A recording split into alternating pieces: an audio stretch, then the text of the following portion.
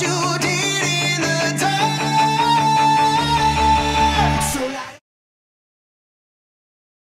Concepts in 2 seconds or less. Today we are looking at profit. Now, when the average person references profit, they're talking about accounting profits. It only takes into account the explicit costs, or direct money costs. If the revenue or amount of money made is greater than the explicit out-of-pocket costs, it is considered profit. Economists take other factors into account. Opportunity costs include the next best option. If Bill Gates left Microsoft, sold all of his investments, and started selling lemonade, he may make an accounting profit, but he is still losing $6,000 per minute in opportunity costs. Other implicit costs are also taken into account, such as time and labor.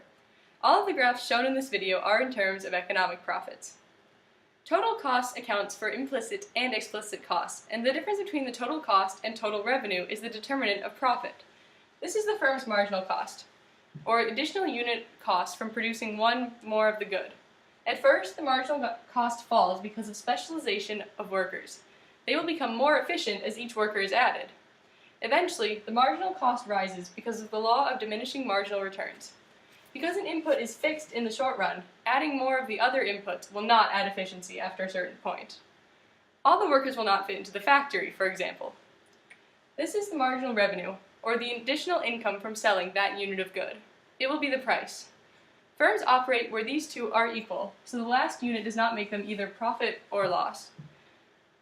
Overall, the difference between where the firm is operating and the average total cost determines if there is a profit or a loss. Here is a firm that is operating above the ATC, or the average total cost. Their economic earnings are greater than the average total cost, so they are making a profit. Here's a firm that is operating below the average total cost, so they are making a loss. Eventually, in the long run, firms will make a normal profit, which is no economic profit. It occurs where MR equals MC equals ATC.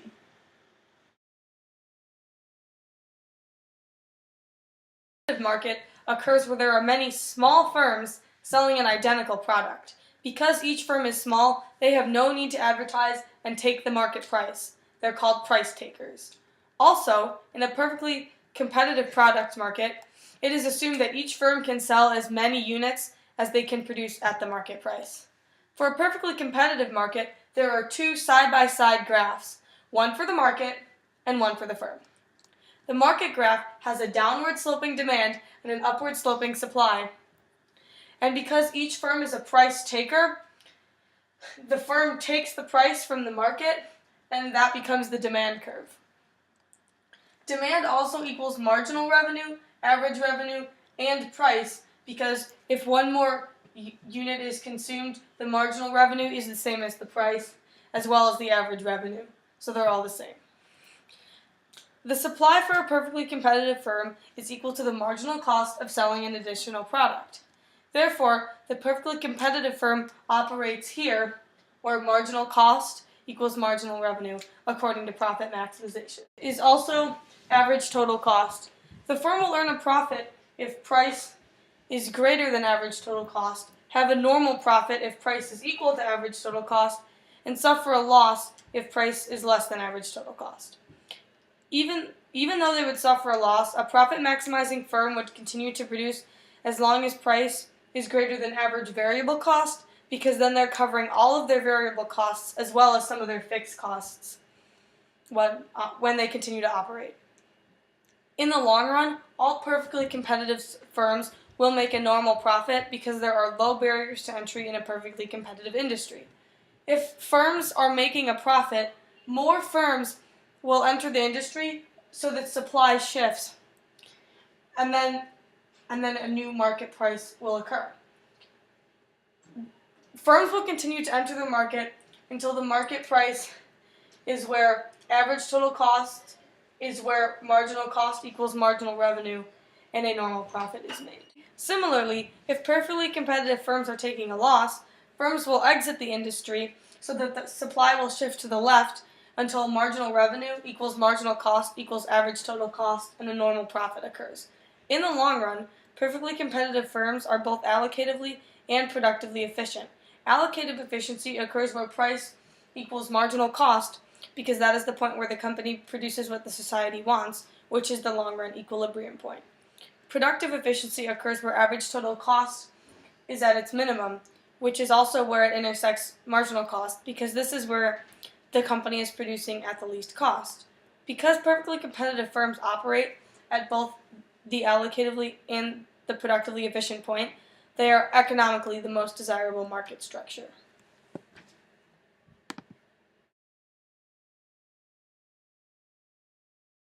Steps 2 of 4, where we're going to review the knowledge you need to score high.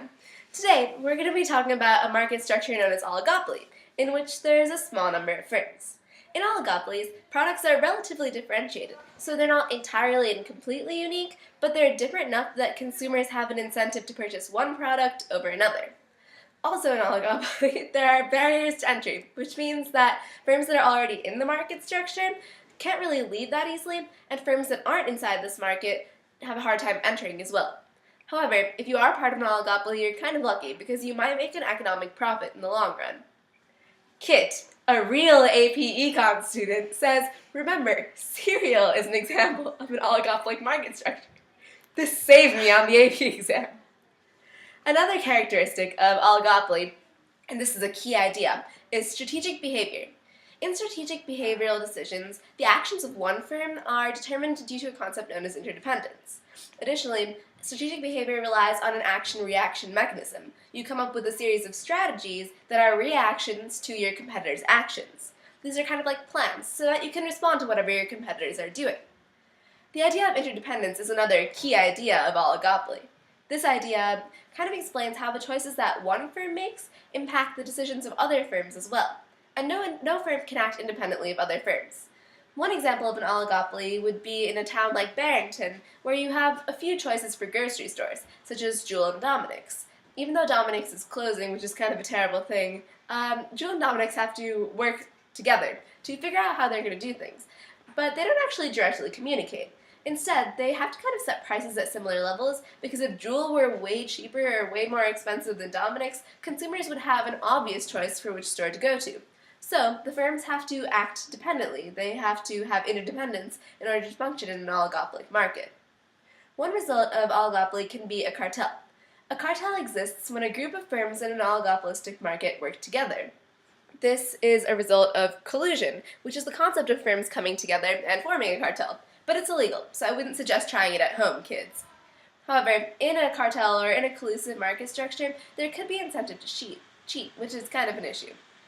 Game theory seeks to explain the decisions that people make and firms make in an oligopolistic situation.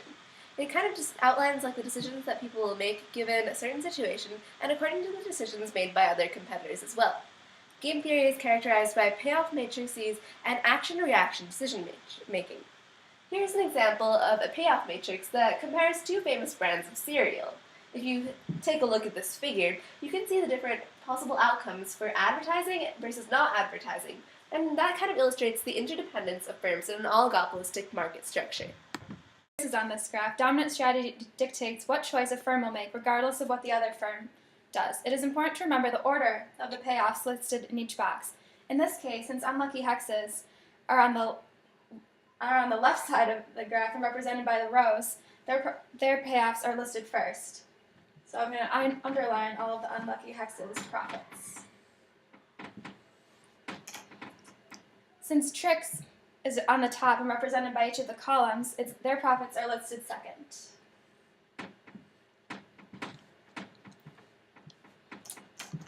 So these firms have a choice to make. They can decide to advertise or not to advertise, and to determine what choice they'll make, they look at their payoff matrix. First we'll look at unlucky hexes choices. If Trix were to advertise, unlucky hexes would choose between $100 and $50, so they also would choose to advertise. And if Trix were not to advertise, they would choose between $100 and $50 again, so they would also choose to advertise. So this is their dominant strategy. Regardless of what Trix does, unlucky hexes will choose to advertise. So let's see if Trix has a dominant strategy. If unlucky hexes were to advertise, Trix would be choosing between $100 and $50, so they would choose to advertise. And if unlucky hexes were not to advertise, they'd be choosing between $75 and $100, so they'd choose not to advertise. So that means that Trix makes a different decision depending on what unlucky hexes does, so they do not have a dominant strategy. So what choice would they make? Since they have the information in the payoff matrix, they know that unlucky hexes will advertise, so they'll make their decision based on unlucky hexes advertising, so they too will advertise. A tip from Tyson, a real AP economics student who didn't take the AP test, is to remember that dominant strategy is a firm's best option because they will dominate in the market. Another equilibrium that is non-cooperative is called Nash equilibrium. By definition, this is when there's no incentive for either firm to change their behavior or to cheat because they've maximized their payoffs given the actions of the other firm. A classic example of this is the prisoner's dilemma. Let's look at the payoff matrix for this. So we're going to analyze the payoffs the same way we did when unlucky hexes and tricks were deciding if they should advertise. First, we'll look at the leprechaun's decisions. If the silly rabbit denies, then the leprechaun can deny and receive 5 years in jail, or confess and go free. So they would confess. If the silly rabbit confesses, they can either deny and receive 15 years in jail, or confess and receive 10 years in jail. So again, they would confess. Does this remind you of the last payoff matrix we did? It should, because here the leprechaun's dominant strategy is to confess. So let's look at the silly rabbit's decision. If the leprechaun were to deny, they could deny and receive 5 years in jail, or confess and go free. So they would confess. And if the leprechaun were to confess, they could either deny and receive 15 years in jail, or confess and receive 10 years in jail. So again, they would confess. So they too have the dominant strategy of confessing. So if they both were to cooperate, they would both deny so that they'd receive 5 years in jail. But since they don't cooperate, they have to make the decision that's best for themselves no matter what the other person does. So they both confess and end up getting 10 years in jail. And as long as the other prisoner's decision to confess doesn't change, neither can benefit from denying, so their strategies stay the same, which is called a Nash equilibrium. For a rapid review of oligopoly, go to page 482.